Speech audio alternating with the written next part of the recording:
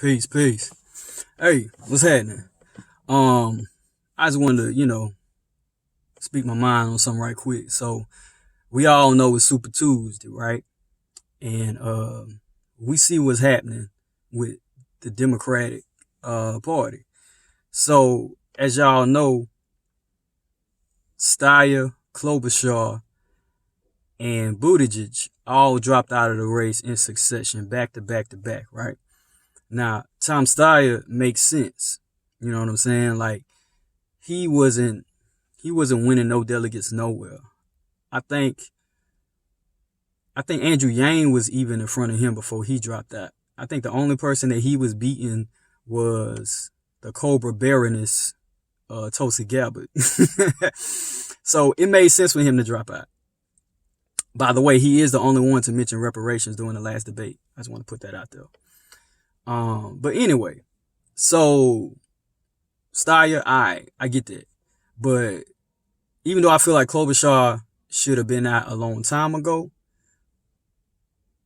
it's still funny because, she was still, after the last debate, you know what I'm saying? They were talking about how she was gaining some momentum and stuff, especially where she from in the Midwest and things. And it's a Midwestern state, I believe, that's in Super Tuesday today. So, according to her own convictions, it didn't make sense for her to drop out. And then when it comes to Buttigieg, it made zero sense for him to drop out. Because even though, he won Iowa, right? Then, not only that, he was only second to Bernie Sanders. Now, even though Bernie Sanders was still beating him by double digits, still, he was the one right behind the front runner. And he was also people's second or alternative choice or main choice outside of Biden, who, establishment wise. So it made no sense for Klobuchar and Buttigieg especially to drop out the race. But not only to drop out the race, but to drop out the race and immediately on the podium when they're announcing that they're dropping out to say that they endorsing Biden. You know what I'm saying? Also, Beto O'Rourke, he did his whole Spanish, English thing down in Texas, which is one of the, Super Tuesday states today, endorsing Biden. Also, we see what it is. We see what it is. See, in 2016, when Bernie was going up against Hillary and Bernie was surging in the polls and galvanizing the people like he is now, the DNC clandestinely, tried to get him out of the paint and it got exposed. So in order to not look as if they're not doing it again, what they doing now is they bribing. Like, why would Pete Buttigieg, Amy Klobuchar, get out and announce at the same time why they getting out that they endorsing Joe Biden without some incentive? Because Buttigieg could have beat Biden. Period. Could have beat him. He was, like I said, he was always getting second place. Biden was getting fourth. Biden was even behind Warren. You know what I'm saying? He was doing terrible. Now, South Carolina. Let's address that. Only reason why Biden won South Carolina because I'm going to keep it funky. I'm a Southern black man. You know what I'm saying? Alabama, And truth is, black folks are conservative. All right? If the Republican Party wasn't so racist, it'll be more black Republicans than you think. But they just overtly racist as fuck.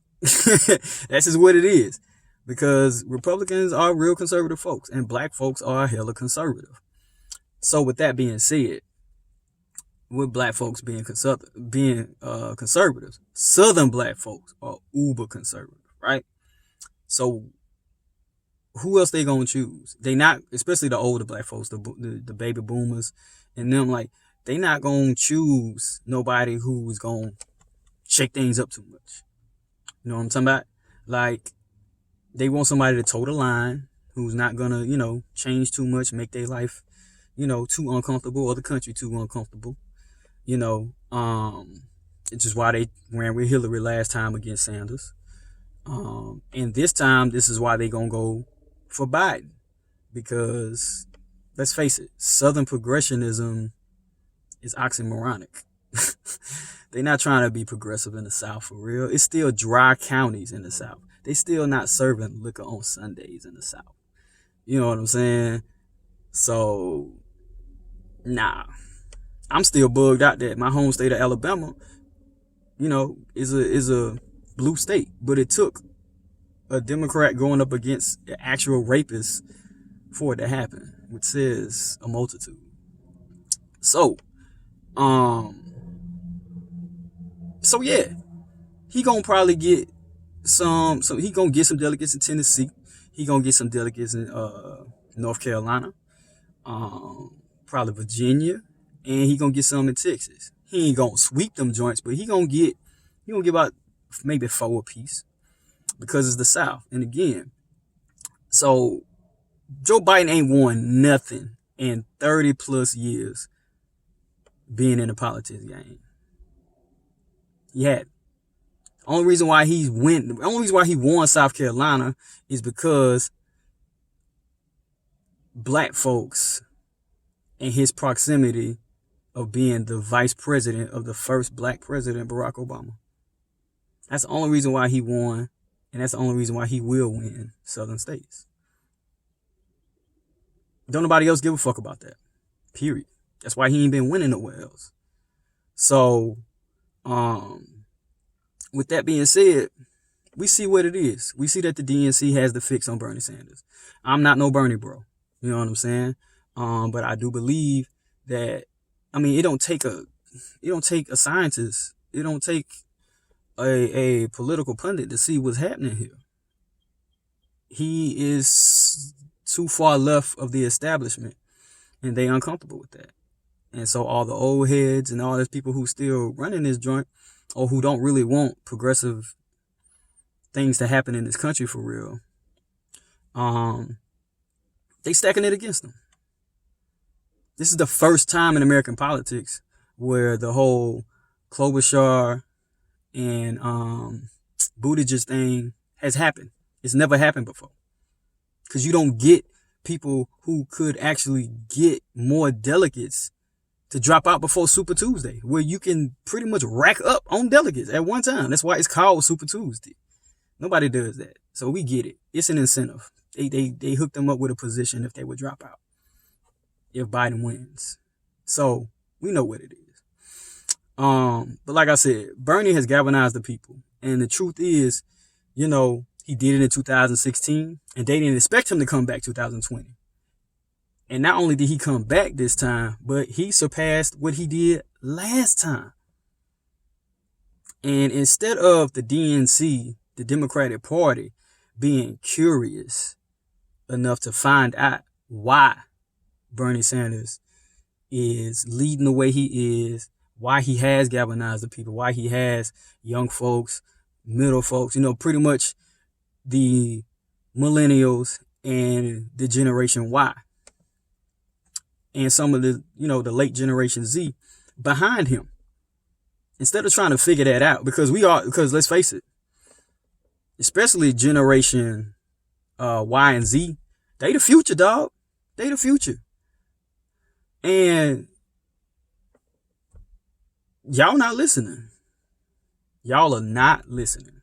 Y'all want things y'all way. And truth is, I know y'all like to talk about MAGA folks, but these moderates ain't no different. Here's why. MAGA-ism, make America great again, ism, is rooted in, we want things to be like the good old days. We want things to be how they used to be. Well, guess what? That's all you moderate Democrats are saying as well. We don't want things to change. We don't want real change. We like the idea of it. It's a cool slogan. But to actually change things, that's going to take too much work. That means that as a country, we're going to have to actually do better. And we don't want to do better. We're comfortable with how things are. We can make little inches here and there, but we don't want no wide, massive change. Nah, we can't do that. So, yeah, so you pretty much want things to stay the same or as it was. Just like the MAGA folks. Y'all just MAGA light. Y'all MAGA with the blue hat. Basically. That's all y'all is. So, that being said, if the DNC succeeds in screwing over Bernie again, two things is going to happen. Number one, the millennials, especially the Generation Y and the Generation Z, they not messing with the Democratic Party no more. Not doing it. All right. Another thing is, I think that what's going to happen. Oh, well, the inevitable is going to happen. If y'all pick Biden, Trump going to win. This man can't even form. Let's just be real about Biden here. He's showing signs of brain degeneration. This man don't know where he at. This man can't complete sentences. This man even forgot what position he was running for during one of his speeches. Like, brain degeneration is happening. You can talk about Bernie Sanders. He's the same age as Trump, first of all. Bernie Sanders is the same age as Trump. So don't give me that ageism stuff when it comes to Bernie Sanders. You can talk about how he had a heart problem or whatever. This man can still stick to his talking points, which he's had the same forever. You know what I'm saying? So miss me with the ageism stuff when it comes to Bernie. He's still here. He's still around. And, yeah, Trump gonna win because I can beat Trump is what the Democratic Party went off of with Hillary Clinton and lost. And I can beat Trump is what the moderates are saying. And y'all gonna get knocked out again. You can't have one extreme, the extreme right? You can't beat extreme with mid. You know what I'm saying? Like if you playing or if you playing a video game, right? And my roundhouse, my strong kicks has more frames than your medium punch. My strong kick is going to win. My roundhouse is going to win every time. You got to counter a strong with a strong. Get that mid shit out of here. Biden, all them is mid. The only thing that can stop a force is something with the equal stoppable force. It's simple physics, man. Bernie is that equal stoppable force. So stop with all this. He's not electable. Clearly he is. He's getting all these delegates. You know what I'm saying? And then Elizabeth Warren, she's just like, we were talking about this in the Facebook group. She's just being obstructionist right now. She has no path to win, no state. And all she wants to do is split the progressive vote. And also, she has flipped her campaign from being about economics, which what got her here, and people were behind her. And now she's turned it into token genderism.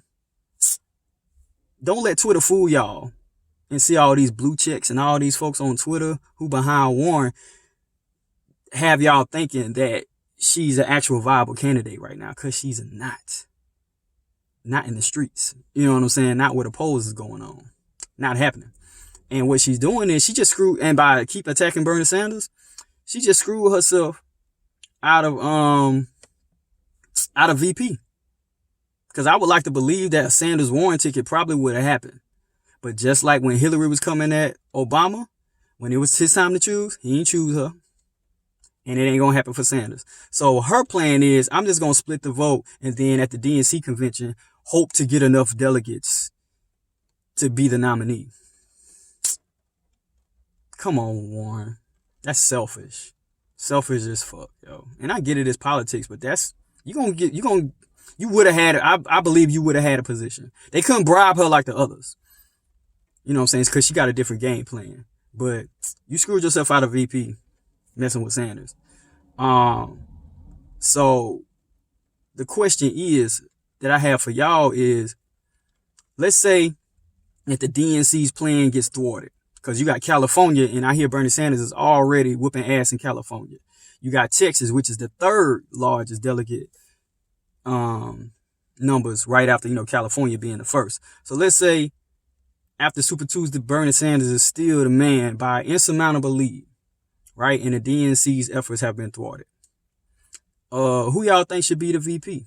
Should it be AOC? Should it be Castro? Castro was a favorite, but because of how the DNC do their thing, he didn't have enough funds. Or